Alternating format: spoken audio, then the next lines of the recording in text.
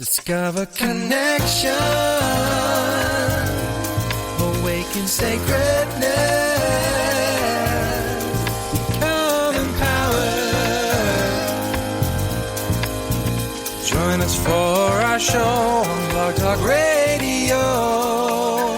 Discover your spiritual gifts live. Welcome to Discover Your Spiritual Gifts Live. This is show number 18. We are your hosts, Dave, Jason, and Vialet. Our guest today is David Stevens. David's consulting style is compassionate and accurate, finding out what the true drivers are in your life situations. David provides energy and chakra clearing, energy healing, tarot, meditation, and manifestation classes. Through his intuitive ability, he has insight into the 95% of our mind that is unconscious to most of us. David also has the ability to help you clarify and be in greater alignment with what you want. Alignment happens when we become aware about what we thought we wanted, and that's deeply moving to us. We go in and welcome David. Well, so glad to be here. Welcome to the show. So tell us a little bit about you and your background, David, like where you started, your journey along the way. Well, I first became interested in meditation when Maharishi Mahesh Yogi was on the Today Show. He was interviewed by the sportscaster at the time, and I actually recorded it on a little reel-to-reel recorder I had. And I was probably, 10 or 11 then, and was quite interested in meditating. Would have probably started right then, but I lived in Pueblo, and I always say for people who aren't familiar with Pueblo, it's in some ways kind of the opposite of Boulder. It's a blue-collar town. It has its own spirituality in a way, but it definitely didn't have meditation instructors, yoga studios, so many things we see very prevalent, at least here in the greater Denver area. So that just kind of had it as an interest. I'd always been interested in philosophy. I always wanted to know everything. So I started reading the encyclopedia and stuff like that. And then a few years later, the book Be Here Now was very big by Ram Dass, and that was kind of our Bible in the early 70s. Started reading that and some little herbal explorations.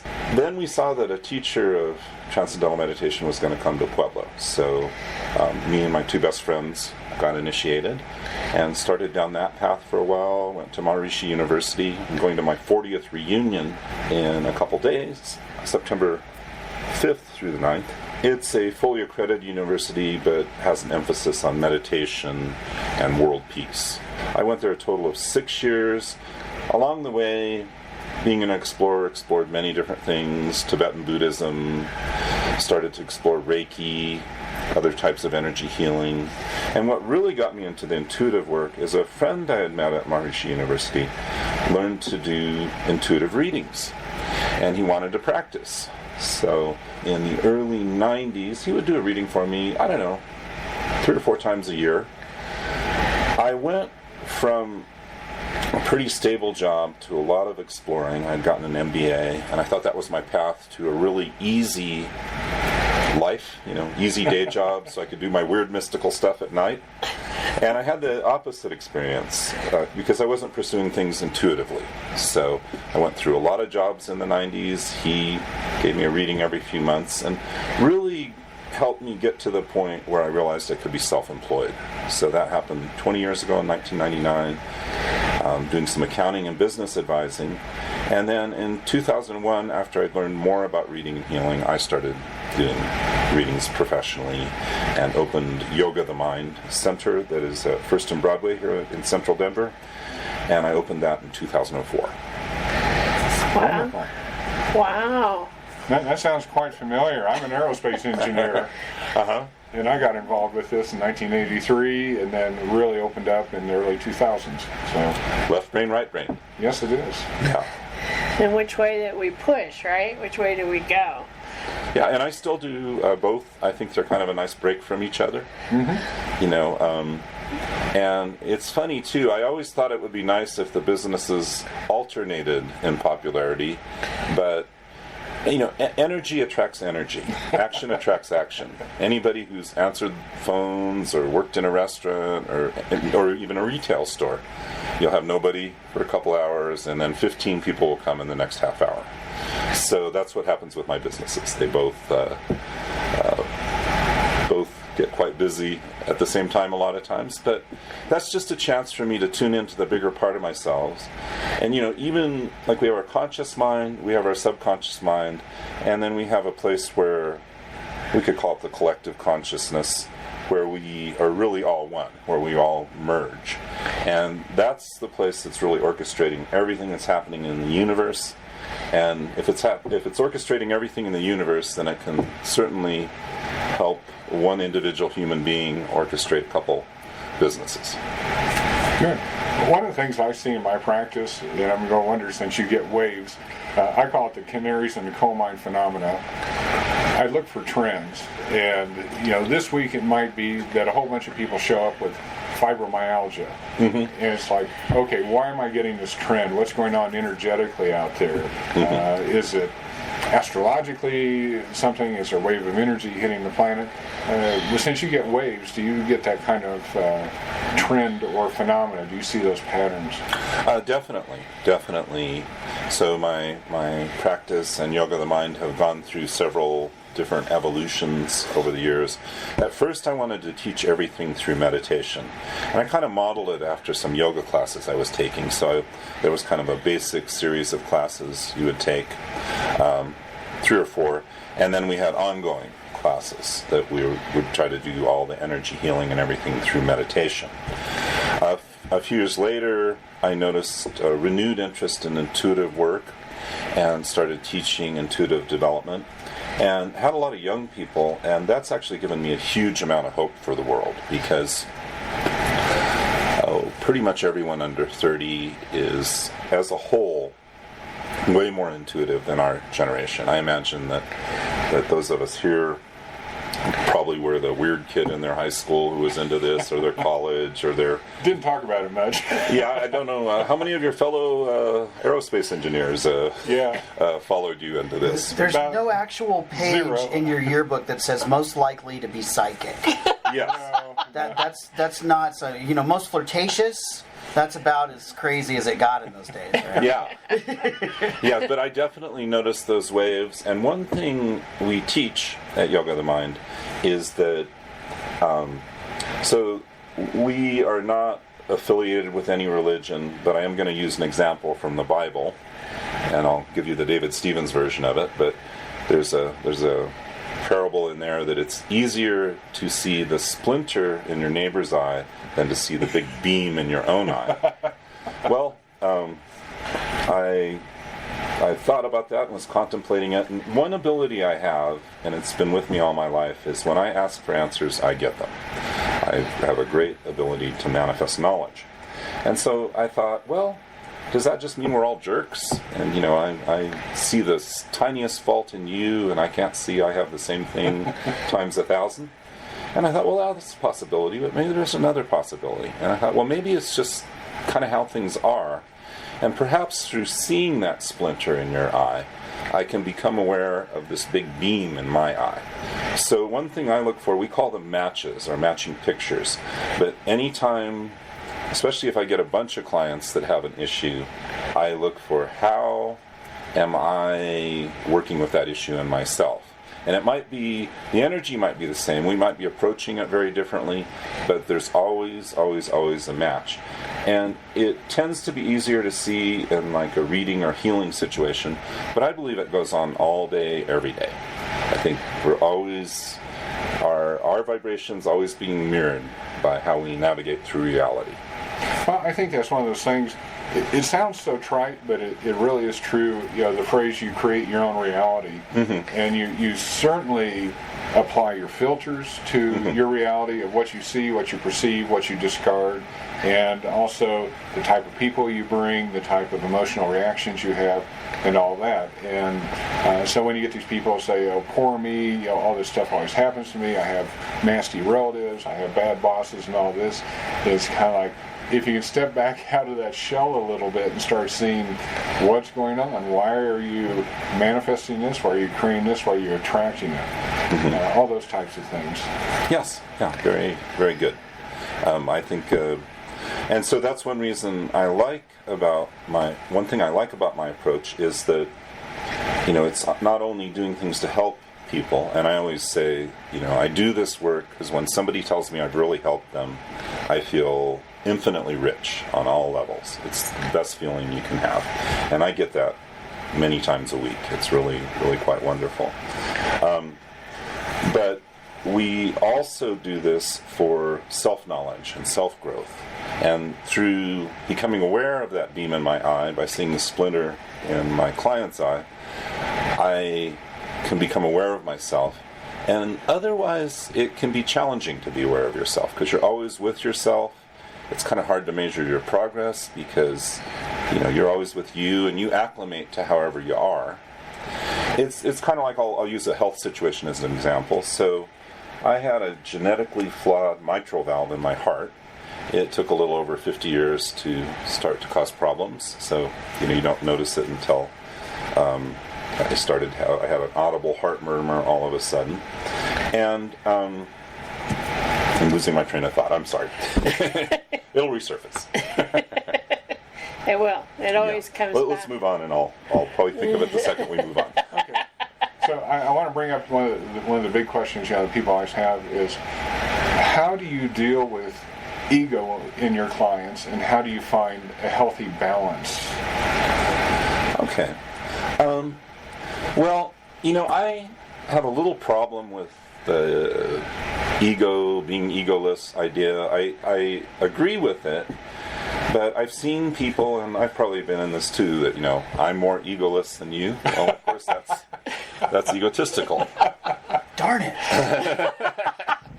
It's like, getting, sticky stuff all over your hands, and then everything sticks to your hands.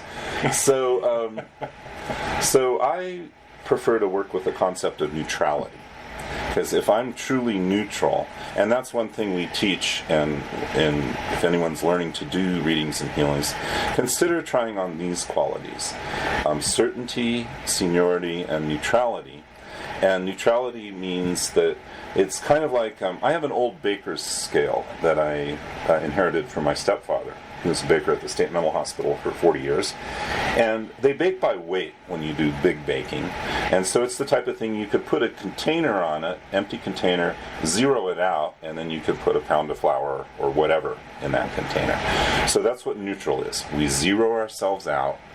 We get to the point where we're really just perceiving what the client is doing, and irrespective of what I'm doing. And I want to be able to help people follow their own path, even if that's quite different than my path, because I feel like we're all here. On one level we're all one, but on another level we're like all the strings in a piano, and we want E to be a pure E, and we want C, middle C, to be a pure middle C. So, and we know that when a piano is out of tune, that's kind of why when the individual notes are closer or farther than they should be from each other. So I work with the concept of neutrality, and I think that helps me be less egoless, and perhaps there's some other way to get out of that. I'm more egoless than you are, trap, but that's how I approach it. It's like the old joke about, at a monastery there's a line of monks, and the abbot says, will the most humble monk take one step forward? Yeah. And it resurfaced That's a trick question. Very good, very good. I got that one. And you didn't step forward. It was close. So what I was getting to before when I was talking about the situation with my mitral valve is I had no awareness that it was starting to have problems because I acclimated. So then I ended up having open heart surgery, and there's a bunch of karmic reasons for that. But one of the things I noticed immediately after the mitral valve was repaired, it improved circulation, especially to the head, so more oxygen to the head. My sense of smell got better. I actually, after I got out of the hospital, had to get new contacts because my prescription, I needed a less powerful prescription. And so I had acclimated to a diminished level of functioning without even knowing it. And I think that's something good to look at. And it's one reason I think people should consider getting feedback from a neutral intuitive or healer from time to time, because that way you're getting somebody independent, somebody not involved with your life, as involved with your life as you are. Because we're so involved with our life, and we're always with ourselves, and we're trying to measure our progress by how we are. And we've probably acclimated to, even when we have a breakthrough, you initially have this rush of energy and enlightenment, and later on you acclimate to it. That energy is still there, but you've acclimated to it, so then you're ready for the next breakthrough. It's kind of like my asthma and breathing. When I went in to see a physician about it, she goes, you don't even know that you're not breathing at the right percentage. Like you have set your life to that, and you have no idea what it feels like to breathe at 100% level that most people breathe at. So it's the same idea. I don't know the difference. Right. And that's where working with intuitives, or if you get really advanced, there's ways to read yourself where you can be neutral. You have to kind of get outside yourself and look at yourself. But if you can do that, then you can see how you're changing and appreciate the growth. And also, if there are imbalances or problems starting to develop, you can start to address them earlier. Because an analogy I always use is, you're making spaghetti and you get some sauce on the counter. If you wipe it up, I don't know, within an hour or two, not too hard. If you wait 3 weeks and there's 2 more layers of it, you might have to chisel it off. So becoming aware of how we go through life is very important. And I used to think that the spiritual life was just everything was very easy all the time, and that's certainly a huge part of it. But it's also navigating whatever challenges and that have come to us or that we've chosen to take on, navigating those elegantly, gracefully, successfully, and also in a way that enhances our personal growth. Which is really about, we are all going to have challenges. There's no one out there that goes through life very smoothly and has no obstacles, no challenges, no things to overcome, right? It's part of the journey is to see how you work through each of those. And some people are like, well, they have such an easy life. Nothing ever goes wrong. Well, you don't really know that. You're not walking their shoes to know what their experience really is about and what's going on. I think all of us have those bumps in the road. Absolutely, and especially with health problems, there are so many things like fibromyalgia, or could be, neurochemical imbalances or anything. The person looks okay, but actually has severe problems. And, that's, unfortunately, we think, well, that person looks fine. What's wrong with them? Why aren't they participating in life more fully? And if we really knew the inner nature of anyone, and the inner experience of anyone, we would see that absolutely everyone has challenges. Coming from a lower middle class background, I used to think money would solve everything. I've done work with millionaires and a couple billionaires, and still have challenges, maybe somewhat different challenges, but everyone has a challenge, and we actually grow through our challenges. If we didn't have any and we were conscious and balanced, we would find some. And so once I've gotten more healed, I've been more able to deal with my own challenges and then also help others, because there is so much healing needed in our world. So you go out in your backyard periodically and say, God, I've taken care of those. Bring it on. I'm ready for more. I usually get a chance to take a breath, and then I guess I've pre-ordered the Bring It On. Because Well, Dave, the part Dave's leaving out is that when he does that, he actually has a 12-foot metal rod in his hand. he's really asking for it. I wait for the cloudy day to talk to God. and you might get to see God sooner than you think.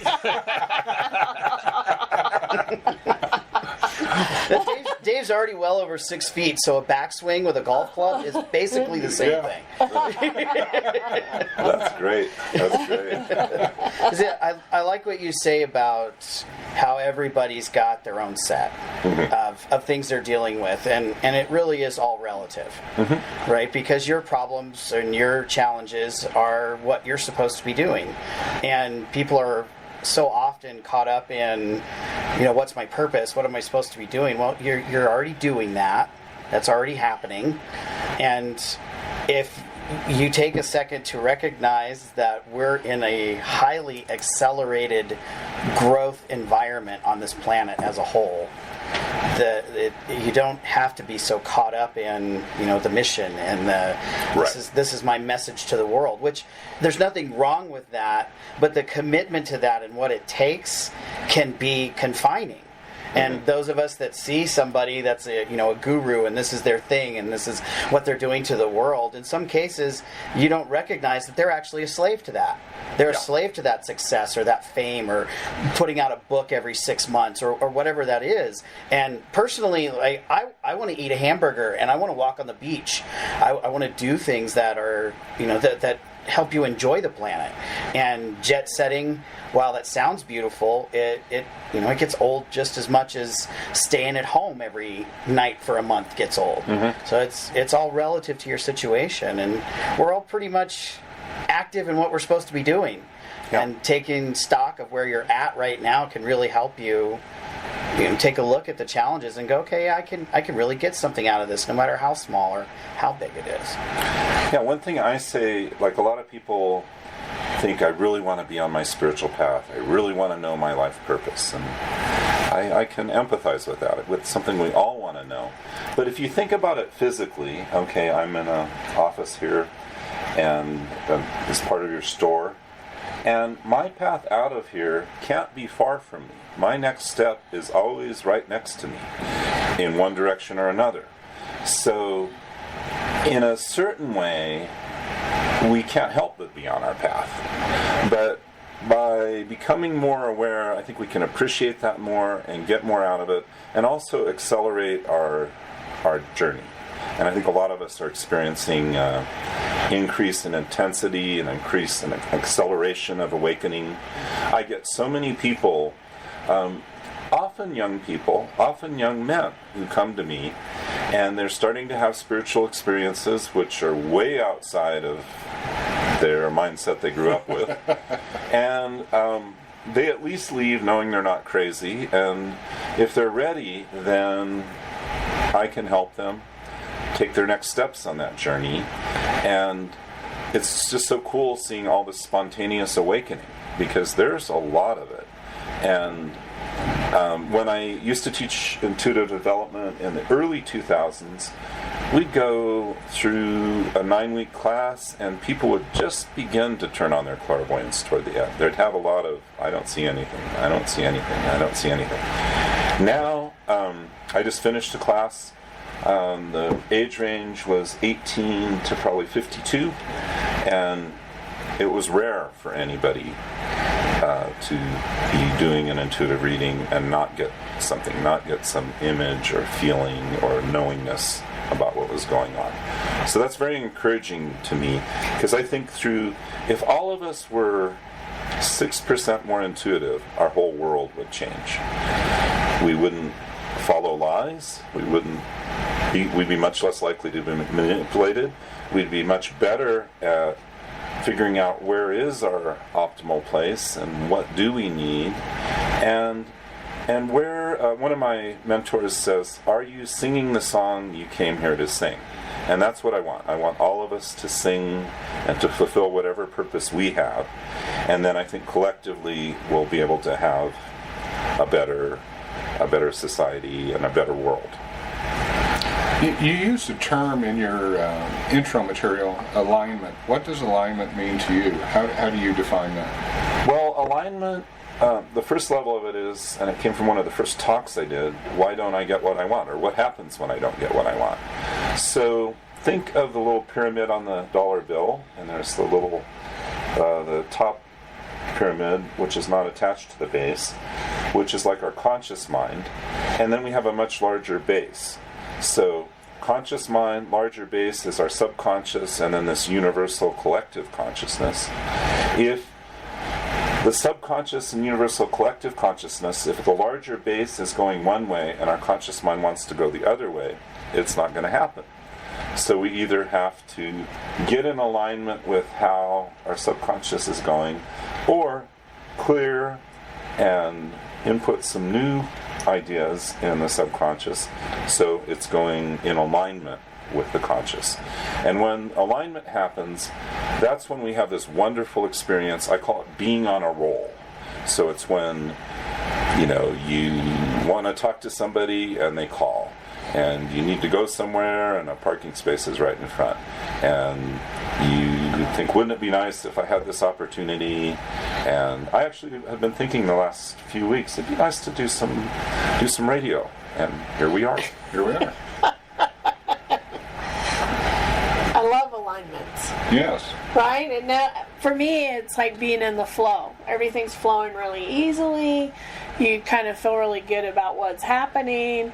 I tell people, if you're hitting your head against the wall and you're bumping up against the wall and nothing's working, you might be fighting against something that's a little harder. Stop and think about what you're trying to do and back up a little bit and see what's happening so that, that alignment is off.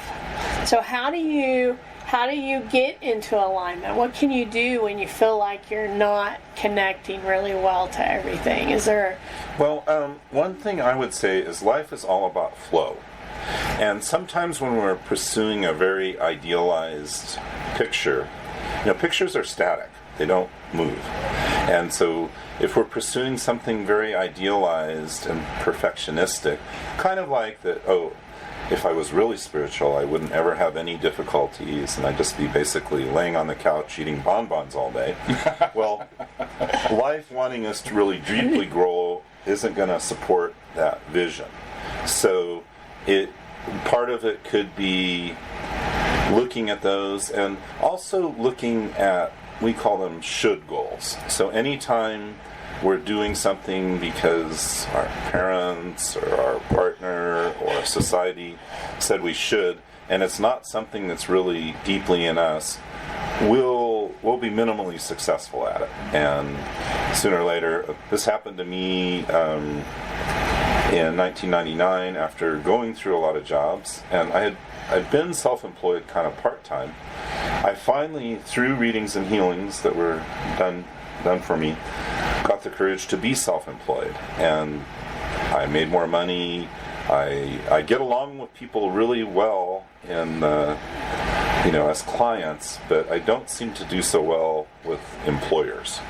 So, but now you like your boss, right? Yes. He overschedules me sometimes. But, one of my friends says, I don't want to work 8 hours for somebody else, so I work 16 hours for myself.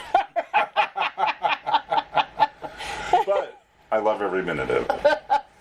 It is how that works, isn't it? Yeah. It is how that works.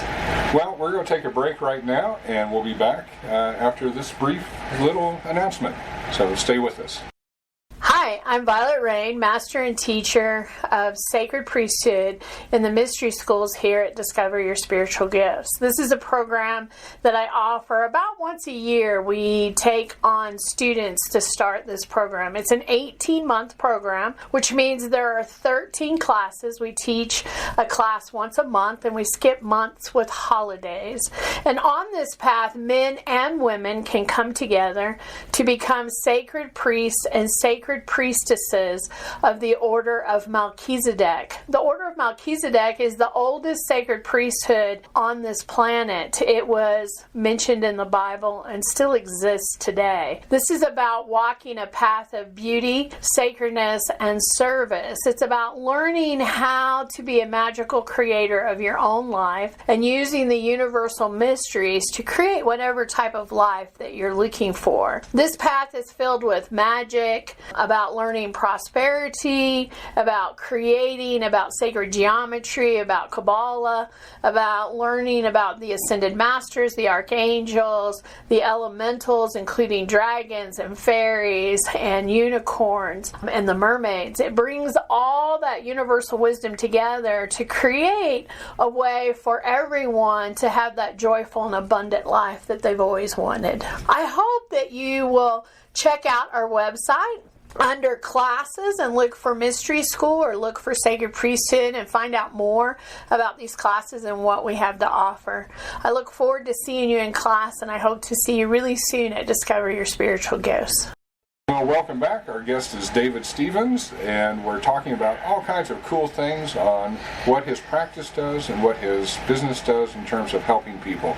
So, moving forward a little bit, on alignment, I want to get into something there. So, if somebody shows up with a chronic health problem, they've had it a long time, and sad to say, they've kind of taken on that identity. It defines their life, it defines who they are. If they introduce themselves, it's almost like, I'm Mary Smith, and I'll just use fibromyalgia. I've suffered from fibromyalgia for so long, it limits me, I can't work, blah, blah, blah. Everything is about fibromyalgia. Is she in alignment with something in her? And we need to change both the subconscious and the conscious to get her out of that alignment and into a fresh one, I'll say. Yeah. And one thing I would do, especially with chronic problems, it's probably not going to be one session. Sure. A very humbling thing, but I think any healer who's answering honestly would agree with this, is the degree of openness and readiness of the healee is what's key. So I tell a story. So back in the 80s, there was a pop star named Boy George. Yep. Very flamboyant. If you're not familiar with him, look him up. And Culture Club. Yes. Culture Club. Well, there was a kid dying of cancer. It was one of these Make-A-Wish things. His wish was to meet Boy George, and this kid was into Boy George. Boy George was like his idol. And as far as I know, Boy George, at least at that time, was not involved with energy work or healing or anything. But they get Boy George, and he goes and visits the kid in the hospital, and the kid's very close to dying. And signs an autographed picture and spends an hour with the kid, and the kid's elated. It's like he's met God. You know, he's just so happy. A couple days later, they notice the kid's doing better. They do some tests. Complete spontaneous remission. Wow. He was ready. And it wasn't so much that Boy George beamed him healing energy, but he was ready for that energy, and he awakened. Boy George helped him awaken his own healing energy. So somebody has a problem, I would first of all kind of suggest that, maybe you've had this for 20 years, maybe 30 minutes isn't gonna, that we should be prepared to look deeply, because there's obviously some deep things causing it. And then at one point I might also say a couple things that I've heard anecdotally and that I do believe, that they have done tests on people with very distinct multiple personality disorder. And they might test diabetic in one personality, but not diabetic in another. There's even one case where somebody tested HIV positive in one personality and did not in another. Another study, they were exploring range of motion of people, and they used a bunch of street people who were all used to being kind of hunched over and living in really harsh conditions. And they had limited flexibility, but when they put them under anesthesia, in other words, when they got that personality out of the body, perfect flexibility, perfect range of motion. So reality is much more malleable than we've been led to believe. On the quantum physics level, it's mostly 99.999 empty space, and even that 0.0001% is blinking. It's creating and uncreating all the time. And so if we can become in touch with that, we can begin to entertain a completely different reality and set ourselves up for a breakthrough. I just want to say one thing about breakthroughs is that breakthroughs often have many steps. Let's say there were 100 steps that led you to that breakthrough. You will tend to give all the credit to the last step and discount the other 100 steps. But really, if any of them were missing, it wouldn't have come together. So I think regarding those ideas, I do it myself because I think about, I have this problem, I have that problem, I'm having this physical situation. Well, can I tune in to that quantum level and start to entertain that I don't have to have that forever and ever and ever. Well, it's the same idea Jason said the other day, because I keep saying life's crazy, and he goes, yes, it is. As long as you keep saying it is, it will be crazy. When you want to change it, it'll be different, right? So when we put it out there, we keep stating it over and over and over and over again. We really are creating it. We're telling everything out there that that's what we want, and it's going, here you go. Here you go. Here's your gift. Yeah, and you have to look at the deeper levels, too. It is important what we say. That my wife sold commercial printing for many years, my partner, and she had worked with a guy and at 3 different companies, and this guy was always the top salesman by like a lot. He always sold about 3 or 4 times as much as anybody else. He always had one client. It was always a huge client, and he, on the surface, didn't look like he was that positive of a person. But I did a reading on him and tuned into him on the deeper level, and he just thought, well, of course I should work with a really huge client. You know, that was just like a given for him. He never questioned that. And so it's not always, because we've also seen the person who's like, love and light, everything's wonderful, and they're saying, they're wishing positive, but they're fearing negative. Well, the deeper emotional level is what's governing things. So if we're wishing positive but fearing negative, we're probably going to get some negative. And so it's important to take that wishing positive very, very deep. Mm-hmm. So once again, this is kind of clarity and the truth detector on who and what you are at all levels. And, yes. And being open to having somebody outside you say, I see some issues here that we need to work with. Not everything is love and light at all levels for you. Yes. Yes. Very good. It's really important, right, that we're there. So talk to us a little bit about some of the classes and things that you offer at the center. What are some of the most popular things that you do on a consistent basis? Well, one thing we've done the whole time we've had the center, which is since 2004, is we've offered free energy healings. Currently, I do them in a group healing format because that actually kind of more closely mirrors our classes. So I did some yesterday, and I had 12 people sitting in a semicircle around me, and I lead them through a healing meditation, and I also do individual work on each of their chakras. And then they've written down a special request, and I do some work on that. So in 25 minutes, they get a very complete healing experience. And I also tell them that each person there is contributing to the healing of everybody else. So if one of us by ourselves generates 1 unit of healing energy, 12 of us together would generate 144 units. It squares, it's exponential. So it's very important. So that's a really great way to check us out. We do that every Tuesday, currently every Tuesday, 5:30 and 6:15 at Yoga the Mind at First and Broadway in Central Denver. And we also do it one Sunday a month, usually, as well. And I'm working on training teachers, so we'll probably be offering this sort of thing more. After that, there are a couple individual classes, so it's just a commitment of a couple hours. One is our style of meditation, which is emotional clearing, learning to recognize and clear other people's energy, because we all function best when we're primarily running our own energy. That's why most of us don't like to be micromanaged. And then activating our own positive energy. So we all have a lot of emotional stuff we swept under the rug. I always say, you might think you were over your relationship, but if you see your ex out with somebody else and they look really, really happy, and you're neutral or perhaps a little bit happy for them, then you're over it. But if you're twanged, then you got a little more work to do. So it's a growth process. So that's one of our classes. Another class that I just taught Sunday, and I teach it a couple times a month, is Manifest Your Dreams. So in 3 hours, we really start to explore that quantum reality through meditation. And we learn to clear those should goals and get in tune with the really juicy goals.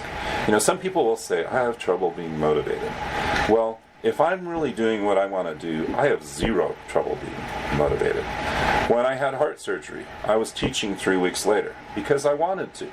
Now, it took me a little while to make it up the stairs, and it took me a few more weeks to completely recover.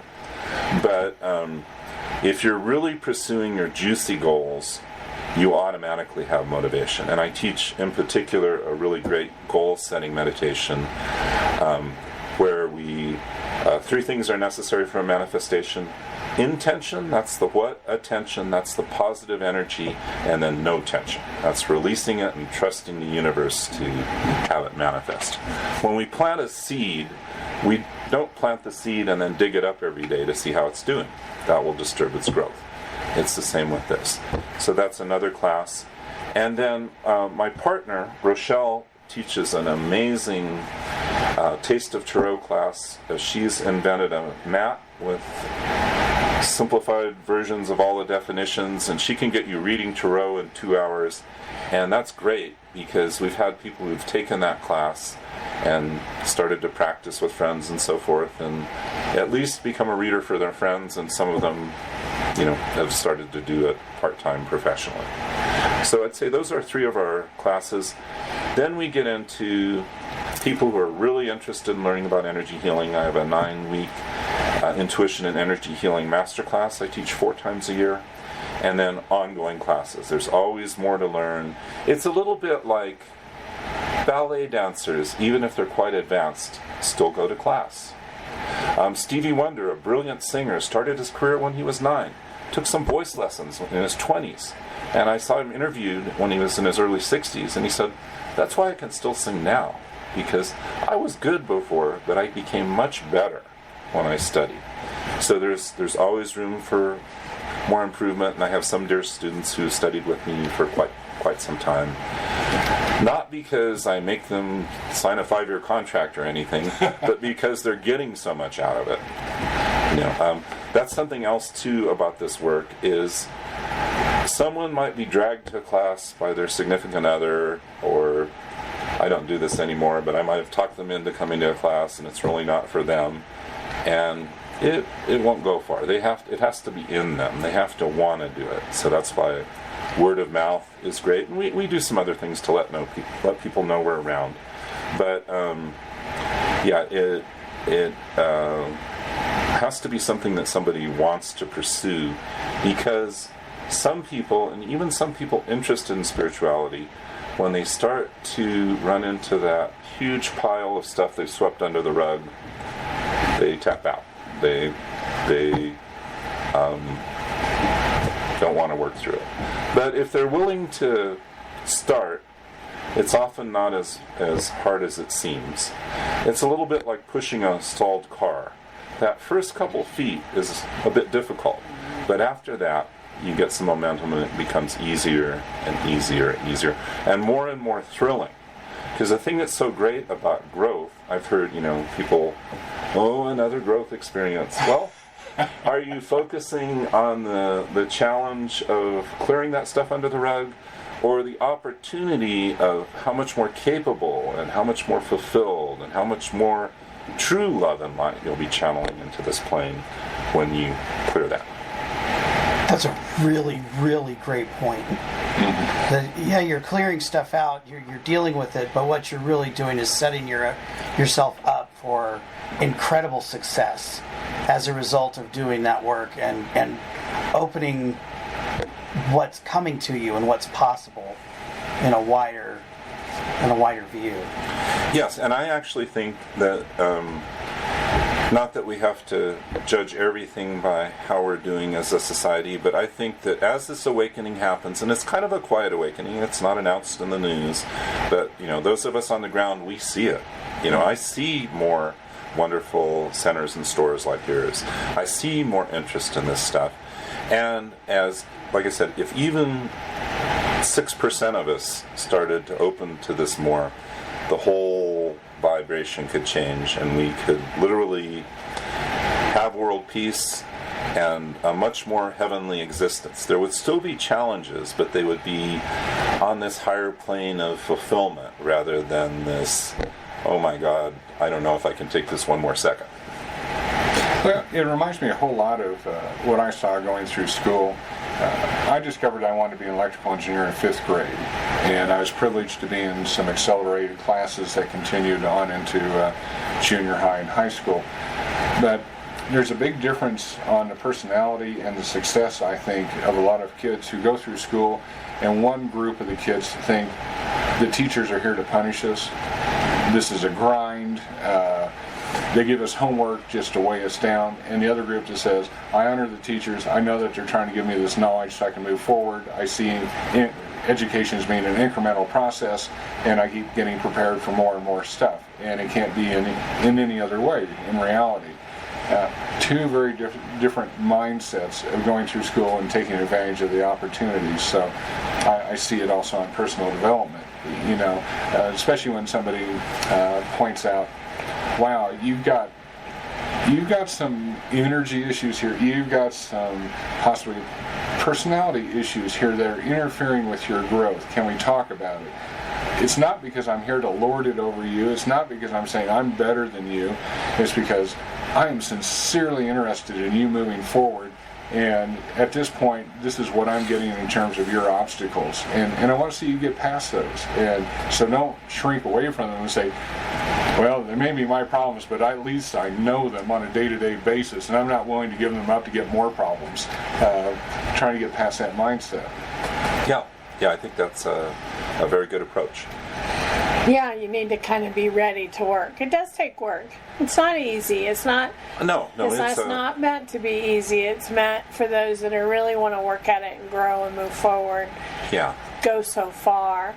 And we all know people that have kind of stopped living in one form or another, sure. Right? Sure, and I used to be a bit evangelical to those people, but I've learned that it's much better use of my time to work with those who are attracted and help them go from 5 miles an hour to 70 miles an hour or whatever, and rather than taking the people who are content to be parked. And something else I say is that I don't really think that any of us have a right to judge someone else's path. So maybe in that person's series of lifetimes, they needed a life where they were parked, or where they apparently had a whole bunch of negative experiences.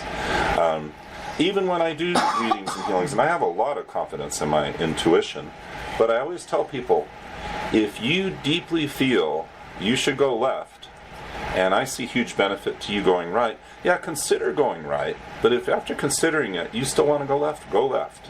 Maybe I'm just here to challenge you a little bit so you can own your path. Mm-hmm. And I would rather have clients benefit than, oh boy, I was right. Mm-hmm. We talked a lot today about meditation, and a lot of people are hesitant to do anything in meditation because I can't meditate, I can't do that, I've tried that, meditation, blah.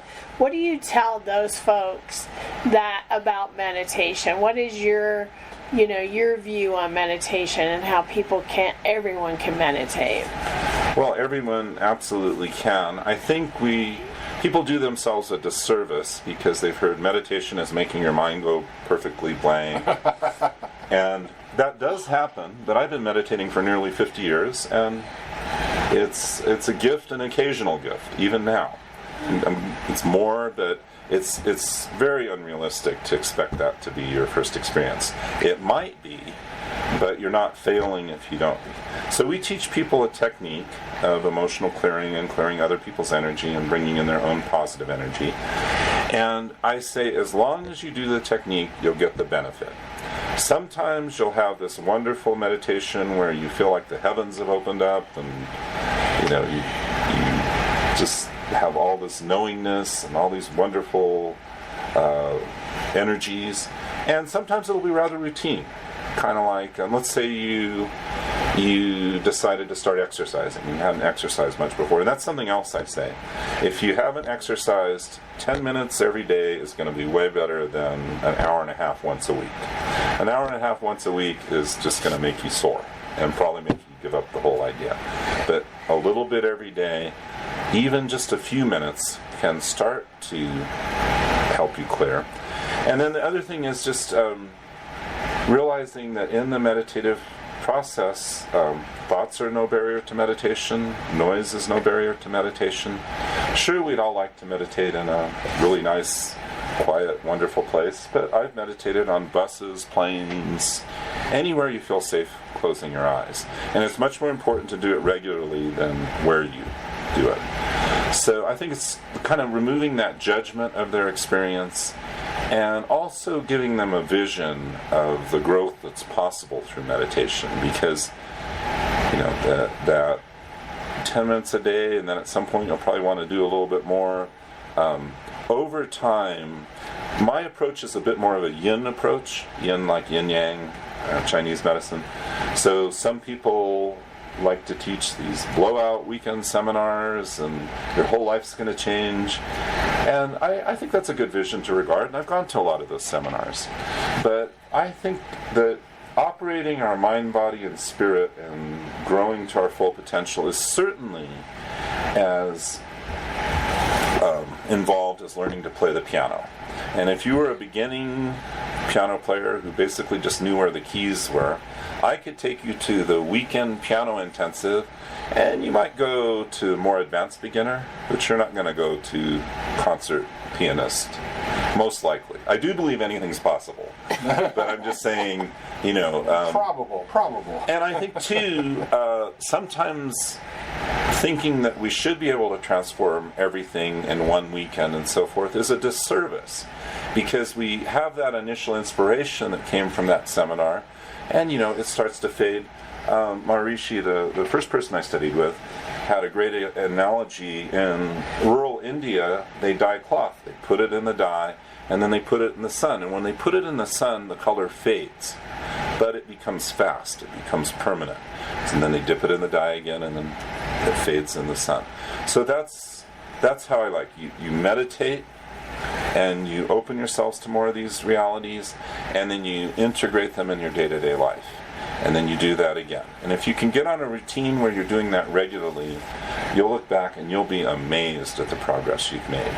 I mentioned it's a bit hard to measure our own progress, but one thing that happens is, let's say you're very stressed out about going to the dentist, and it just, you really have to psych yourself up to get there. And you've been meditating 6 months, and you go to the dentist, and you're driving home, and you're like, wow, I hardly got stressed out at all. I must be making some progress. Or the other thing that will happen is people around you will... I had a poster on my locker at my athletic club, and one of my neighbors, who's an oil and gas... locker neighbors, who's one of my... is an oil and gas investor. There was my name. It was a poster for a meditation class I had given at the athletic club. And he put a square around my name, and he wrote, "The best." And I don't particularly try to be this amazing cosmic person and he told me too, he said, David, you're like one of the most positive people I know. And I don't try to be ultra positive when I go in there to impress people. It's just kind of in me. So that's that. It makes difference. Yes. Awesome. Yeah. Awesome. Well, how will people reach you if they're interested? Well, most everything is on our website, yogathemind.com. Some of the advanced ongoing classes we haven't put on there because there's some prerequisites, but everything you can take without a prerequisite is there.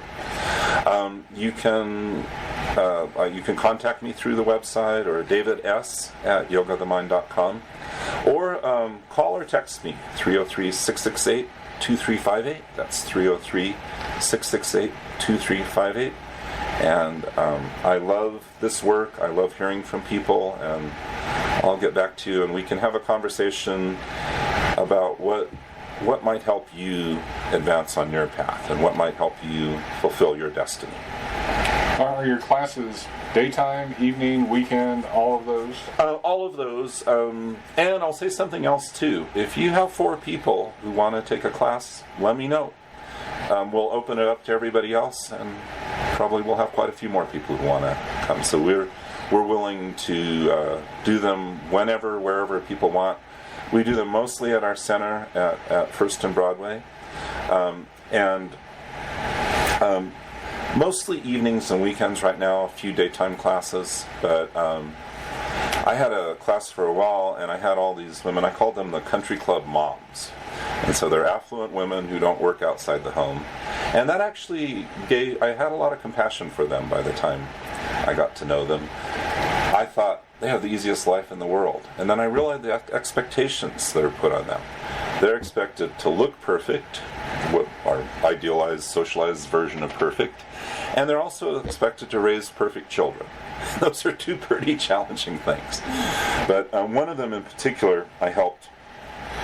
She was kind of bored, and the kids were getting a little bit older, and she felt guilty about wanting to go back to work.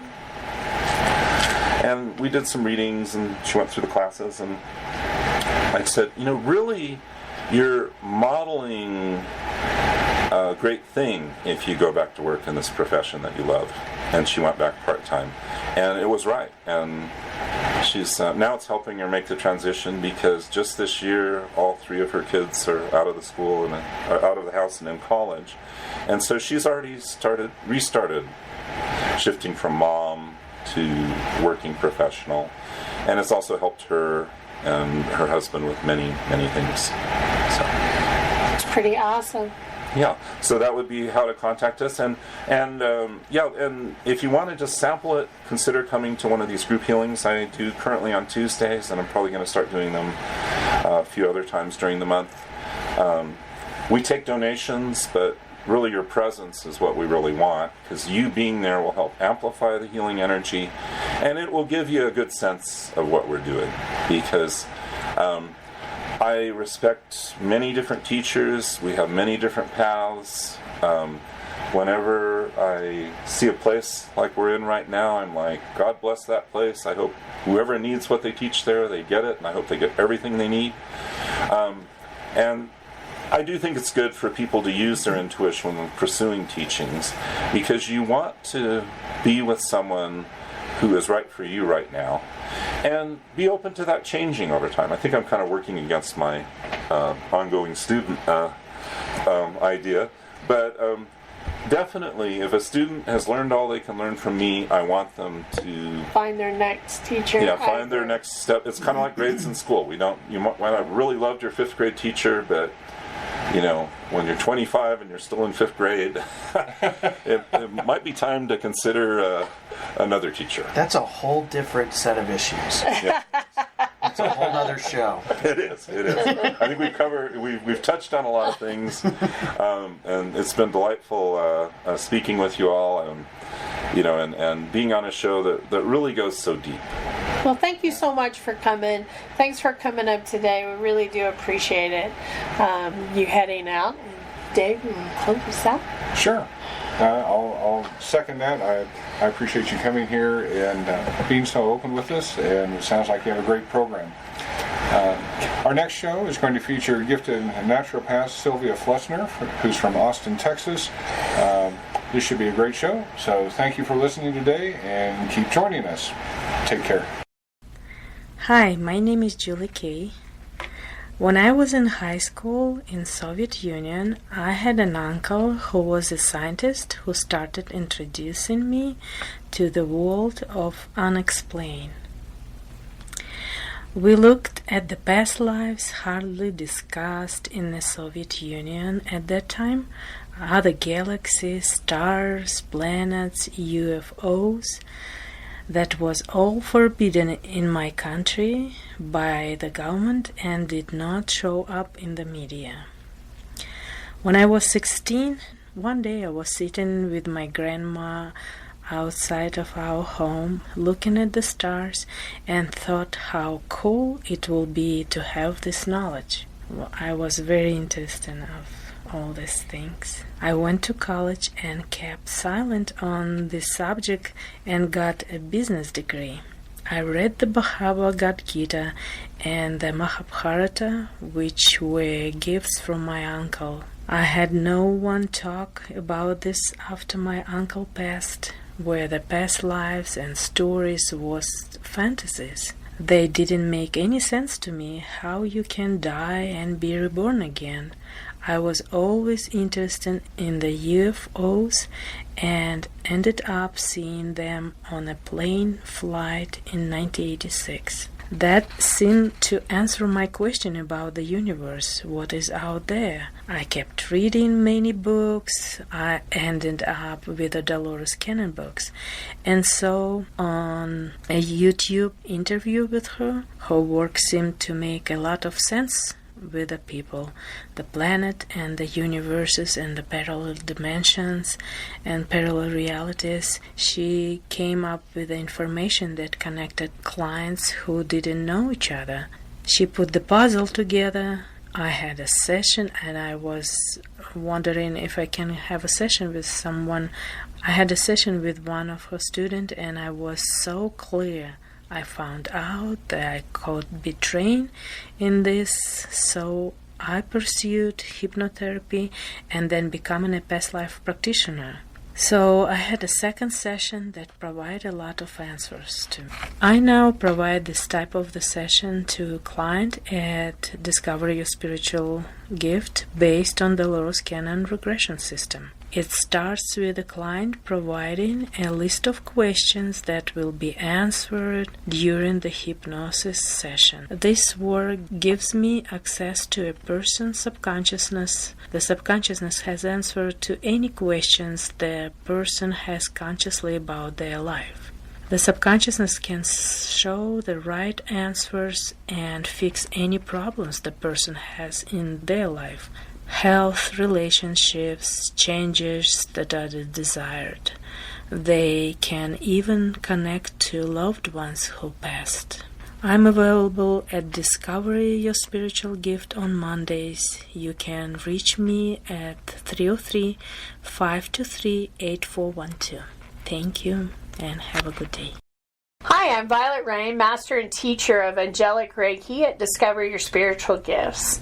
If you love angels, if you resonate with angels, or you're just interested in learning more about angels, most people really want to consider Angelic Reiki. But you know, Angelic Reiki is more than just working with the angels and learning a new healing modality. It's about ascension. And when you step into Angelic Reiki, you're not only working with angels, but you're working with ascended masters and galactic healers. The angelic kingdom of light, which includes all of those, steps in and helps you be able to hold more light. And what I have found along this journey is it expands your ability to be able to hold light, which raises your frequency, which accelerates your ascension process. So the individuals that step onto Angelic Reiki are really ready to step onto their spiritual path, learn more about angels, ascended masters, galactic healers, learn possibly a new healing modality that they'll use in their life,